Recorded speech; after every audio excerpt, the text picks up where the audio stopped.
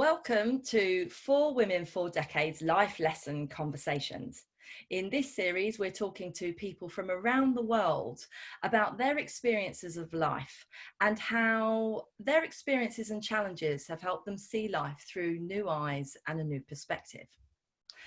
Today, we are talking to Ha Vu, and I'm delighted to have her with us today. Ha Vu was born and raised in Vietnam and has lived, studied and worked in different countries and cultures over the last 14 years. These contrasting experiences have led Ha to embark on her own personal odyssey, and she now works as a training manager at Jones the Grocer in Dubai, and she's a transformational coach on the side. I'm just going to read some beautiful words that Ha shared with me, which describes a little bit about her transformational journey. I have shifted from dealing with lots of inner struggles, seeking my wholeness, value, and love through others, my career, or my material objects, and always carrying the mindset that I'll be happy if, or am I good enough? To now walking around this world completely free and being comfortable with whatever happens, no judgment, just appreciating and honouring and respecting. I reach the place where I find my true self and my unconditional happiness. And still, it's always an ongoing thing because I don't think we ever reach the destination. By experiencing my inner revolution, I now know I carry a mission to help other people to do the same through coaching and training. Welcome, Ha. Thank you for having me. It just give me a goosebump. I just can't believe I wrote that. I'm so excited to have a chat with you. Yeah, likewise. And yeah, goosebumps too for me because they are beautiful words and sort of give me a beautiful sense of the shift and transformation you've experienced. And I know we've spoken a little bit about this before when we've just spoken, but your story is very inspirational. And yeah, perhaps you could just say a little bit more for anyone listening to this. How did all that happen? That incredible shift you describe in those words? Yeah. I think I always say that I'm such a lucky person because I have a privilege to experience so many different cultures. So I was born and raised in Asia, and then I moved to Europe at the age of 20 when I started to forming my perspective and my lifestyle. And then move to Middle East later on and see that different culture, and it's full of contrast, as I mentioned also into my bio. I was like, wow, it made me feel lost at that point because I do not know where I belong to. When I went back to Vietnam, I didn't feel connected that much. When I went to Luxembourg, I didn't feel connected with people there, and so in Middle East. And I questioned my identity. I asked myself, well, who am I? Where I belong to? Why I'm here? I think, especially as a woman, because, you know, in my society, when I say that in Vietnam society, we have so many standards and we have so many expectations on women. I didn't tick any boxes. I didn't do anything in that list. And so, and because I have that internal struggles, and I say to myself that there must be something else. That at that moment, there's a back of my mind say there must be something else there, out there, and there must be something that it's make me feel more resonate with me. And so that moment when I start to say, hang on a minute, whose standard is that? Is that my standard or society's standard? Because I didn't feel connected and related to with me. And that's where the moment I say to myself that enough is enough. I can't just take the perception from other people on me anymore. I need to go to find myself. And that's where the journey starts. When I start to be more spiritual, you know, instead of looking outside of me to find an answer, I'm looking within me to find the answer. And I'm so happy that I found it. And I continue to explore it and to really evolve myself to become a better person. So yeah. Oh, I mean, that is amazing. And I must admit, as you were talking, I recognize some of the similarities in my journey, although my experience is very different. Right. But that starting of questioning expectations and standards, and because we strive so hard to live up to these things that we see are the norm and what are expected, but all the while we do that, it doesn't encourage us to look inside ourselves. No, absolutely not. And I think we lost as well. We start to see ourselves completely different image, right? Because so the society put the image like my parents look at me differently, my best friend look at me differently, and I try to fit into that image before. I'm trying to do things, say things, and make me feel that actually I'm living up to your expectation. And so I did that, and I didn't feel happy within me. I didn't feel fulfilled inside me. And I say, what happened? What's wrong? Why by living up to expectation of the person, that the people that I love, why didn't it make me feel happy? Yeah. And so all those questions really come to me at the same time. I completely lost. I say, who am I? What I'm doing here? So, and so I think that was the most challenging moment for me, where I feel lost. I didn't feel belong to. I didn't feel that what I'm doing here on this planet, right? And so I think that is also an aha moment for me there when I think there's a moment when you being in that situation where you feel stuck. Suddenly the higher self or the wisdom or inner wisdom came up, and that's where the question came to me. The statement came to me, say, oh, there must be something else out there must be a way to make me feel happy and fulfilled, not from outside to make me to feel in that way, but from inside. Oh, just lovely. And there are so many instances where when you read about people and you meet people and you hear about their journeys, sometimes it does take that moment of when things really reach a bottom and a real low, and from there sometimes it's it can lead to the greatest epiphanies almost. Absolutely. I agree with you. Yeah.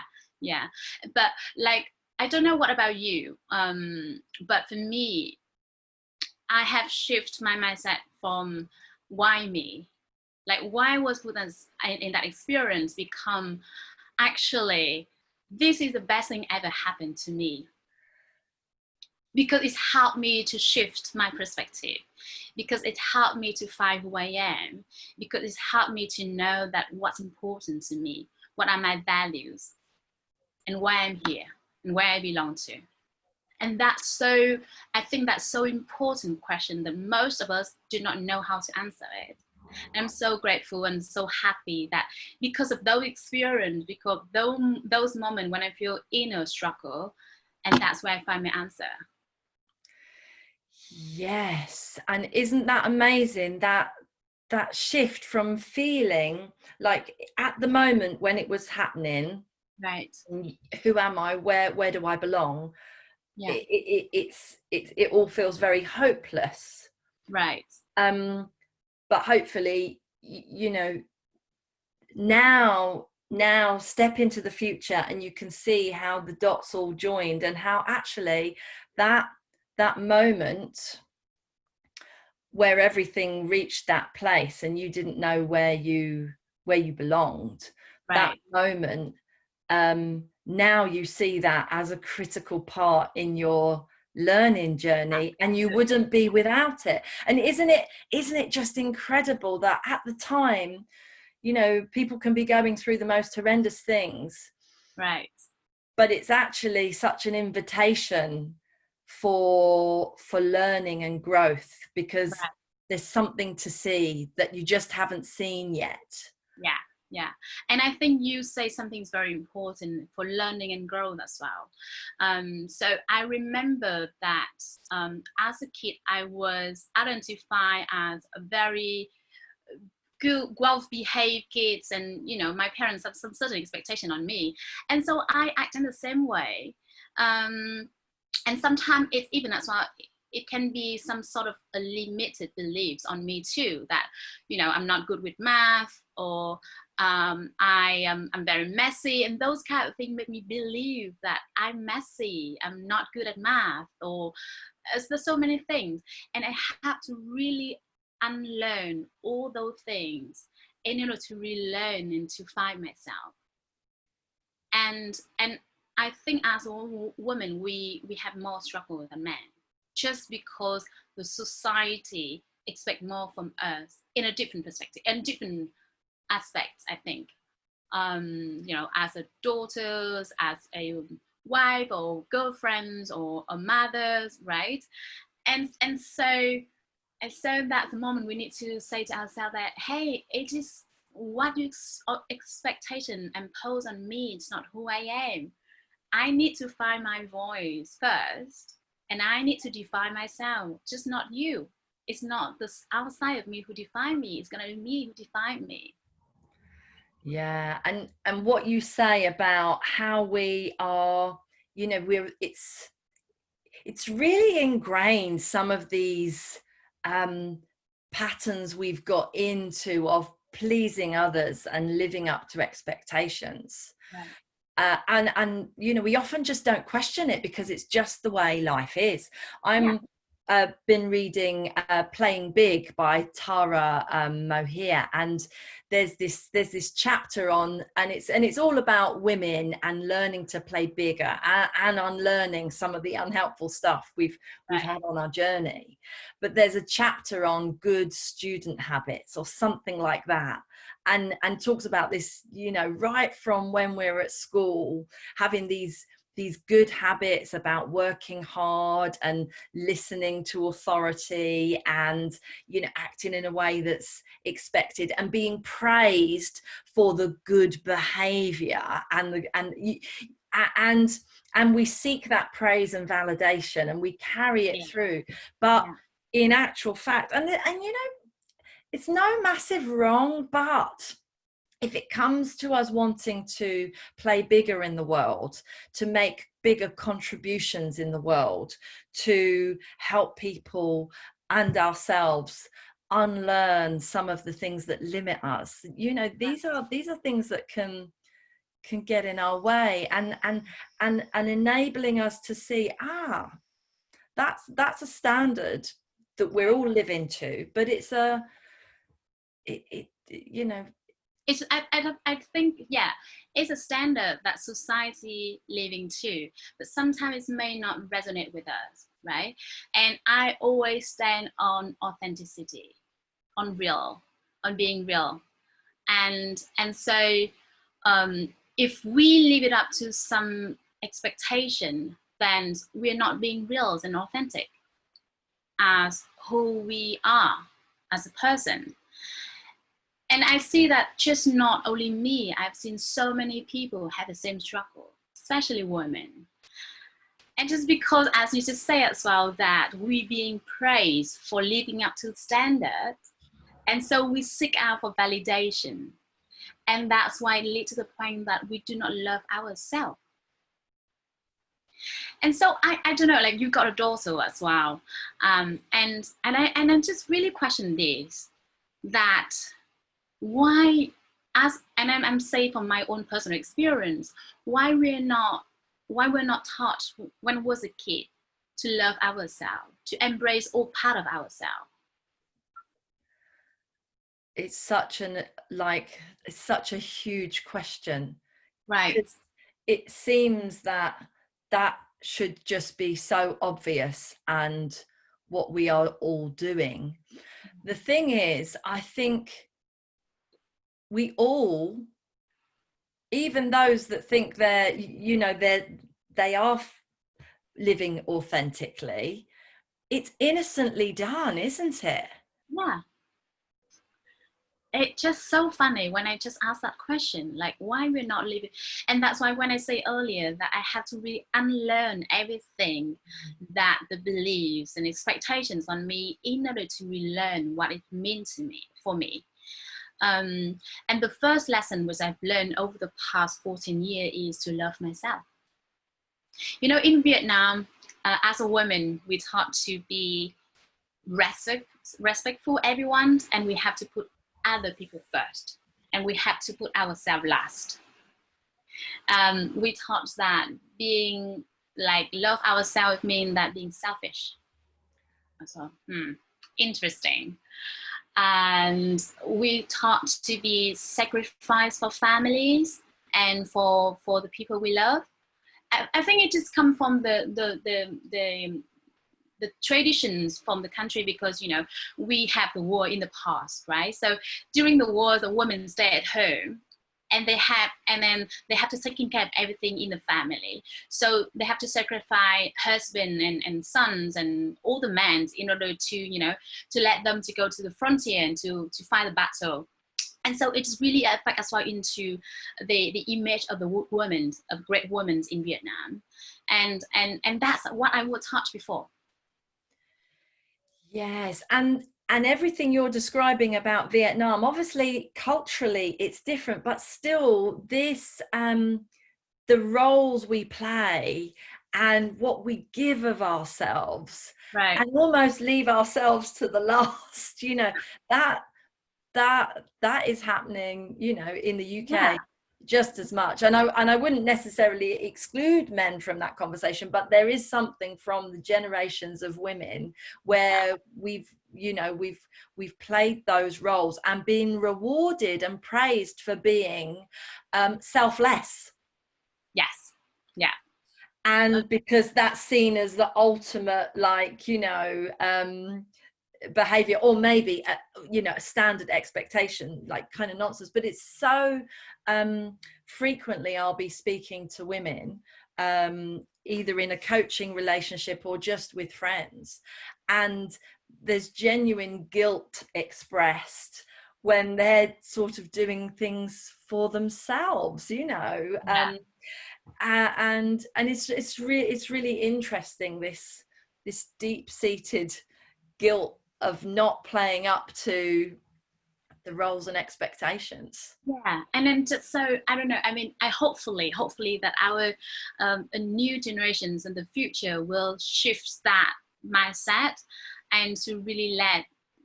I don't want to put men and women in a separate world. I think the world become better if we all come together and we play a different role, because Yeah. that how is harmonies happen, that's how balance happen. Yeah.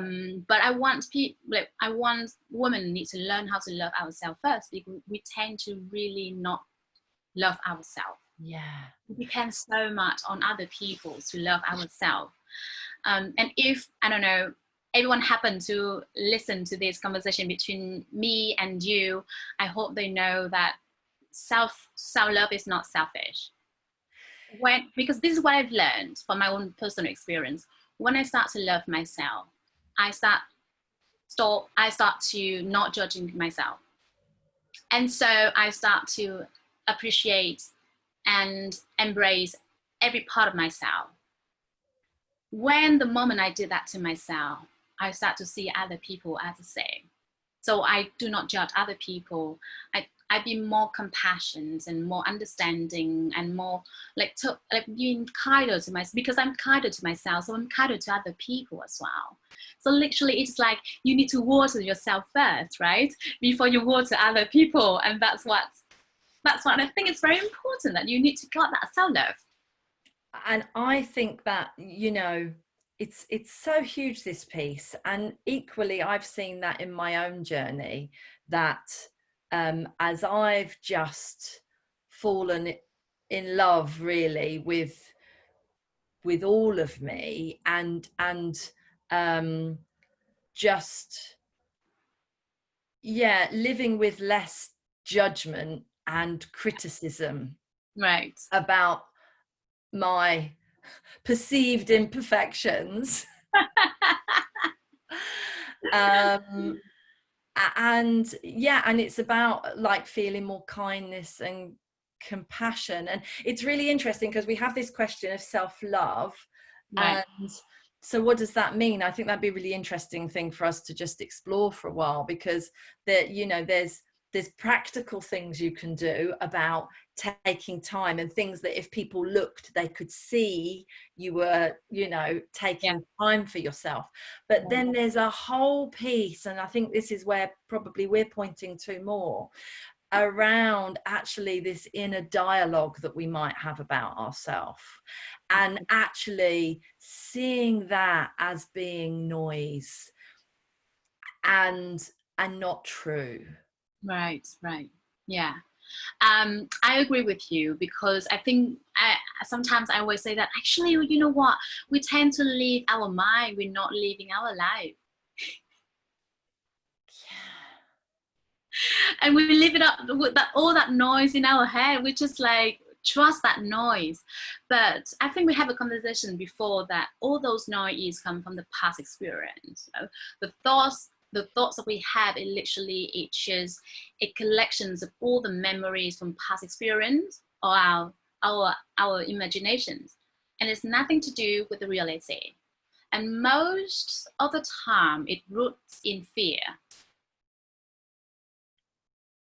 It roots in ego. And so we listen to something is not really powerful, inspiring. Why? Why we need to listen to our thoughts when they root in fears and egos, and it's just really something from the past and the future, it's nothing to do with the present moment.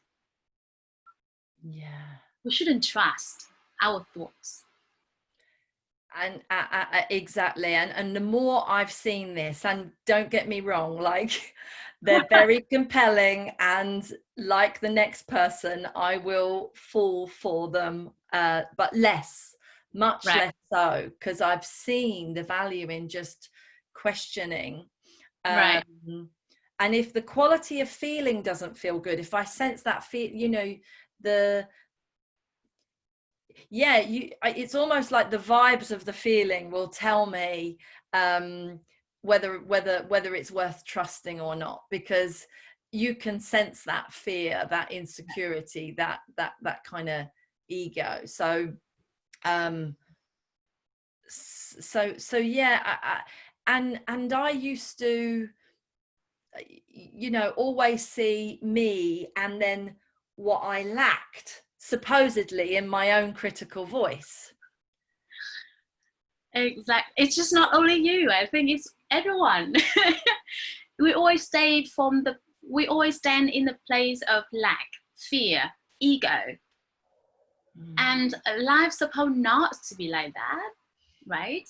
Life's supposed to be fun, experiencing, exploring, and really enjoy every single moment. And so because we always stay from a place of fear and egos and lack, we try to avoid life. I don't.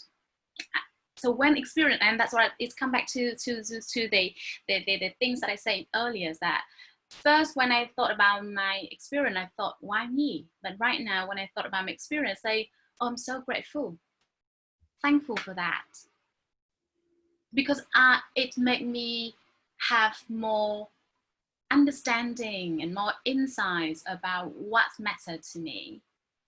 And also it's made me to define my voice rather than just, listen to someone else from outside of me. And also it's and it's made me realize that, life comes to me, give me lessons, make me grow wiser and stronger and more resilient and more enjoying with life. And that should be. So I'm just like full on, just go there. If I make mistake, that's okay too, no problem. Yes, I love that idea that life is there, like almost the sense it's a playground. Right, exactly. Absolutely. Yeah, we need to approach life in that sense, right? I was like, when I see something new, I was like, oh my God, this is very interesting. Let me explore a little bit. And that childlike mindset is still, I still carry it with me, because before I used to be filtered as a good, bad, negative, positive. Right now, I'm really stay open. I say, bring it on. I'm here to open and to learn and to grow and to evolve. And that's why I'm here, because since that moment when I shift that perceptions, and that's why my transformations comes from, is because I'm allowing it to really happen to me, to change me, to grow me, and to evolve me. Does it make sense? Wonderful. Yeah, I really get a sense of that as you're speaking. And I think, yeah, this shift, you know, the fact that you're not avoiding life, No, there's that, no resistance. yes, And yeah, and just that sense that you know, we can handle it all. right, right. Ah, Lots of people thought, oh, you know, it's just like a theory, but it's not, because I experience it. Like, I literally experience everything I just say, because instead of looking outside of me, I'm looking into my own personal experience, and I find a lessons through every experience that I have, right? So before, if someone says something, I can easily got offended, because my ego, because my ego. But right now, when someone says something, I don't. Just because I make a very, very strong commitment that my well-being and my happiness depend on me. And so I create, like, every time when I hear something, first of all, I try to understand where they comes from. Maybe there's something happened to them, right? Because, you know, we all looking to life through our own perceptions of it, like perspectives of it. So I'm just trying to understand where they comes from. And then next moment, I'm gonna say, there's nothing about me. It's about their word, right? It's about how you view the word. They view the words. There's nothing about me. And so try to relate and to try to understand. And this is where the self-love really support me and help me in understanding, rather than judging or criticizing or jumping into the conversations and then, you know, fighting with that person. And so say, I'm not giving anyone a power to make me not happy. and so often, you know, because as you were talking, I just thought of the self-love, and I thought of the, you know, how your resilience beams in that place of self-love, because you are nurturing and shielding your innate resilience, like it's bolstering it.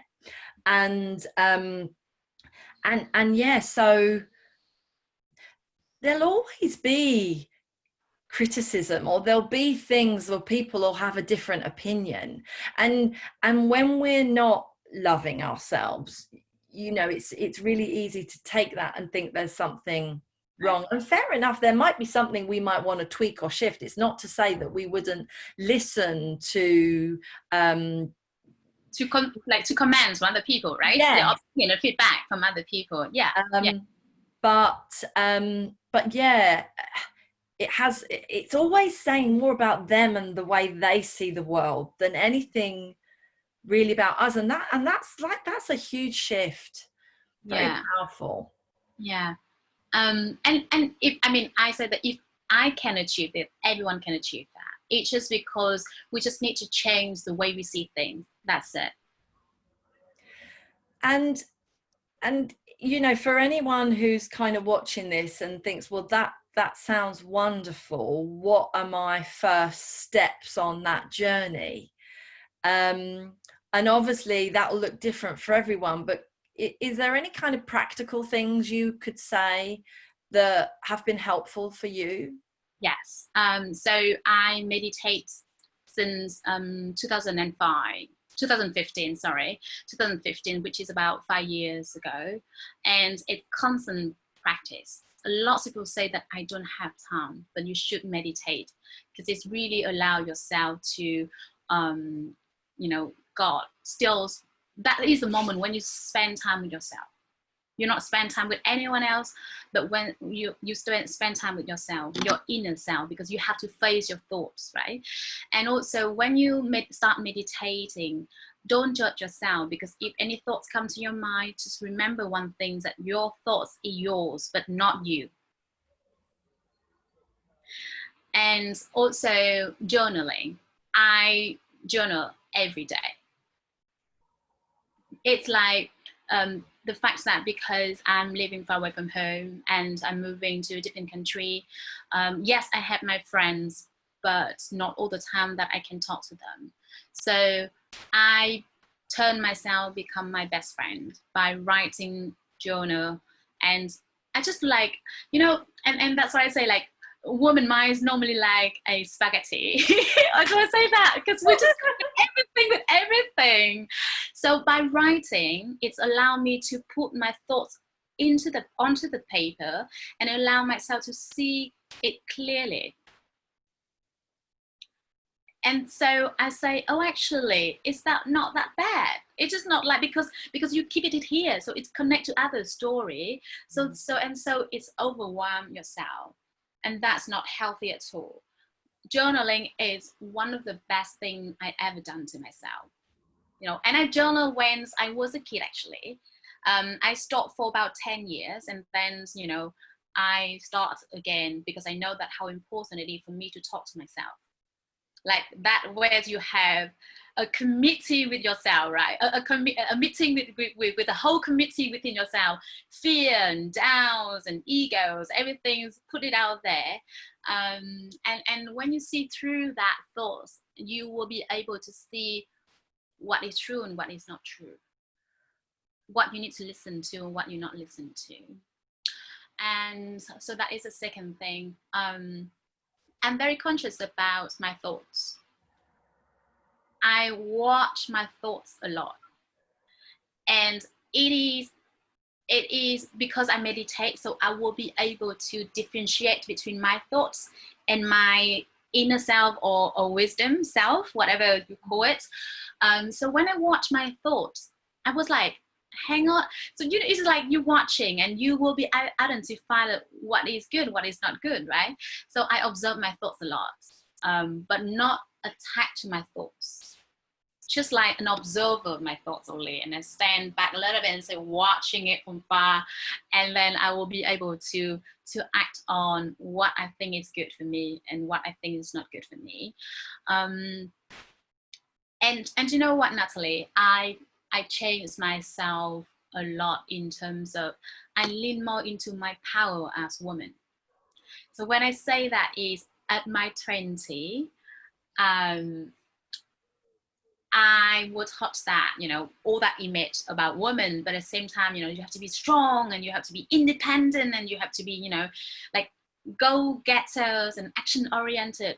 All those things, I do not say it's not good. Yes, it's really important for you to move yourself to the next level. But at the same time, as a woman, we need to really open our heart, and you need to lean more in our intuition. Because sometimes we ignore it.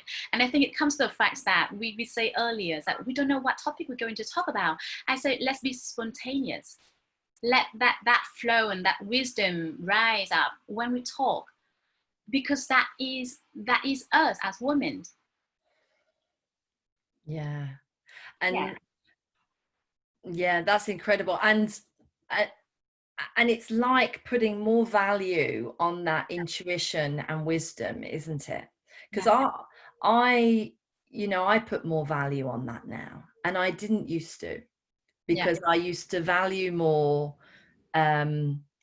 what other people said and what my intellect or all them voices said. And I too recognize the value of being more the witness of my thoughts, as opposed to believing they're all me. That's very powerful, because I think that commentary, all the stream of thinking, which is natural and normal, but it's really easy to think that's all true and that's all you are. But when you can kind of step kind of almost zoom up and be a witness of it, you realize that, well, that can't be me, because who's the person watching? Right, exactly. Exactly. And that is like a higher version, a wiser part of ourselves that can have a bit more discernment between what's worth following and what is a critical voice that is just scared. Right. Yeah, I agree with you. And you just say something that I used to be like that as well. Like I depend so much on my intellect, like my intelligence, right? And what I realized, I don't know if anyone's gonna agree with this, but here what I realized, that your intellect or your intelligence is really help you to survive only. You need it for your survival, but obviously you're not was born to just survive. Yeah. And that's where you need to lean more into your heart. You need to lean more into your wisdoms and your intuitions as a woman, and let things flow. We don't want to in a body, a shape of a woman, and act like a man. We don't want that. And it's not even necessarily acting like a man always. It's acting like the version that society suggests is, Yeah. it's once again, are we going to dial up an inauthentic version of us that is responding to what's expected, or are we going to just really show up in a really real way, Yeah. guided by what deep down feels like the right thing to do? Yeah, I agree with you. and Exactly. and that's Yeah. the power. And I think that seems like a really beautiful kind of point to end on and to continue reflecting on, unless you had any kind of other final words, Ha. No, I think we talk quite a lot, and I love to share all that thoughts with you. And I think we have some sort of kind of the same ways of thinking, outlook into life. And I just think as a woman, we need to come together and need to talk more of that. And I really appreciate the work that you do with For Women's Decade. That's why I think it's so important to share your voice, share your thoughts, and just help other women as well to see from that experience, and then so they can find themselves. Yeah, Yeah. beautiful. Thank Well, you so much for having me. thank you for joining me. It's been such a beautiful conversation, and I will leave all the information of how you can get in touch with Ha to find out more on the links to this video. And thank you for watching. This has been a Life Lessons conversation, part of the For Women, For Decades series of conversations. And to find more similar conversations, please subscribe to our YouTube channel. Thank you very much again, Ha, and Thank you. best wishes to you. Thank you, Natalie.